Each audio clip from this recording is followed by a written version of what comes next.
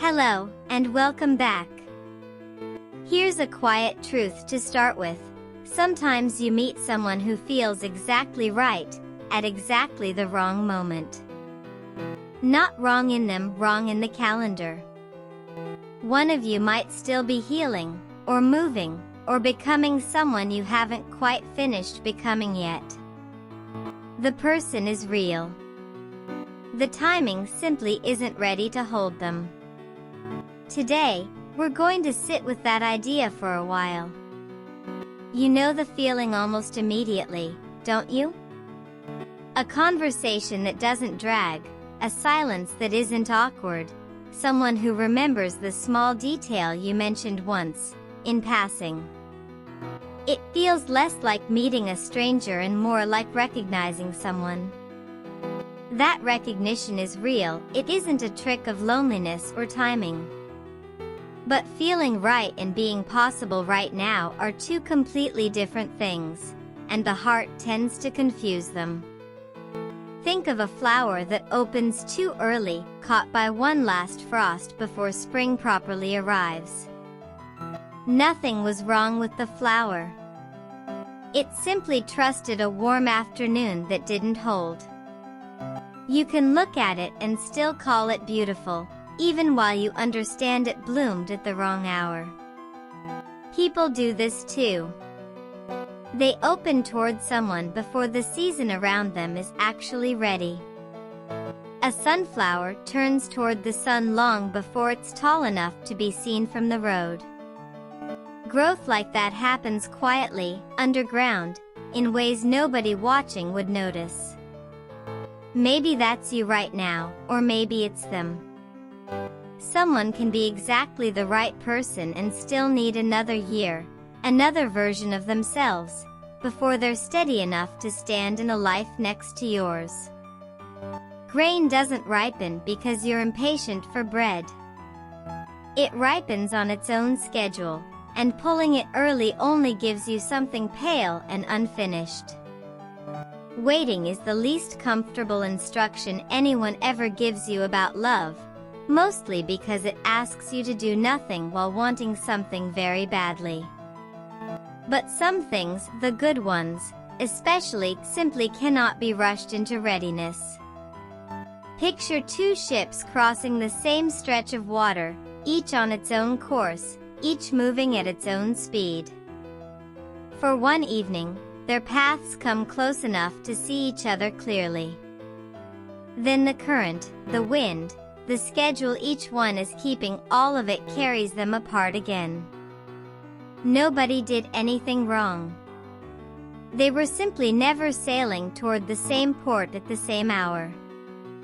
It's tempting to call that a tragedy, and sometimes, for a while, it genuinely feels like one. But a near miss isn't the same as a mistake. You can be glad the paths crossed at all, glad for the evening the water was calm enough to see each other by, without needing the story to end any particular way. Some crossings are complete in themselves. A snowflake only forms because the air around it is cold enough, patient enough, exactly the right kind of still. Warm the same water a few degrees and you get rain instead, not worse, just different, and entirely unable to become what the cold would have made. Some connections need conditions that simply aren't present yet. Forcing them doesn't create warmth. It just melts the shape before it finishes forming. From far enough away, a mountain range looks still, permanent, unchanging, the same shape it was 100 years ago. Up close, it's shifting constantly, snow melting, rock settling, rivers carving new paths nobody planned.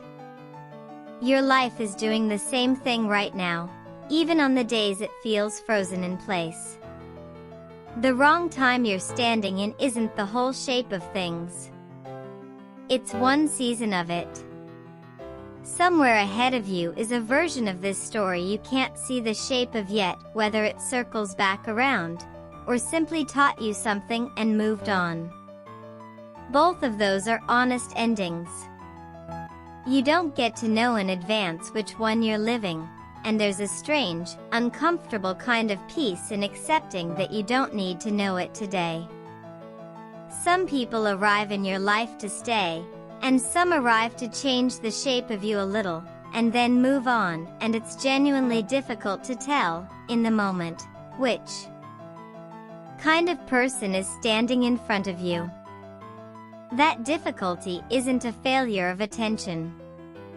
It's just how time works. You rarely recognize the whole shape of an evening while you're still inside it. Here's the part worth holding on to. Right person, wrong time doesn't always mean never. Sometimes it means not yet. Two lives that need to grow in different directions for a while before they can grow toward each other again. It doesn't happen often. But it happens often enough that it's worth leaving a little room for, instead of closing every door on your way out. Even when a story doesn't circle back, it isn't wasted. You carry forward what that person showed you about yourself, what you're capable of feeling, what you actually want, what you'll recognize faster next time it's standing in front of you. The wrong time doesn't erase the right person.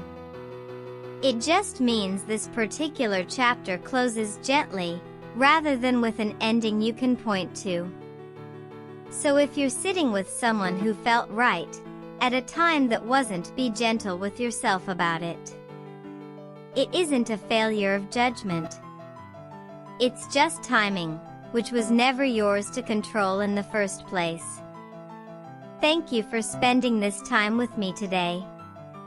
Take care of yourself, and I'll see you next time.